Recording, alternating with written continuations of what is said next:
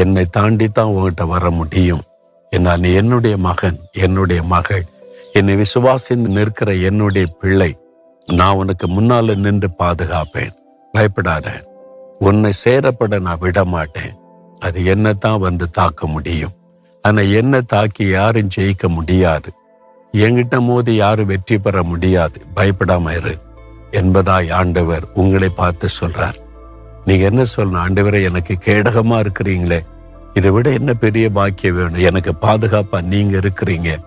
சத்துருவின் எந்த கிரியைகளும், பொல்லாத மனிதர்களின் எந்த பொறாமையின் கிரியைகளும் என்னை சேதப்படுத்த முடியாதுன்னு தைரியமா சொல்றீங்களா?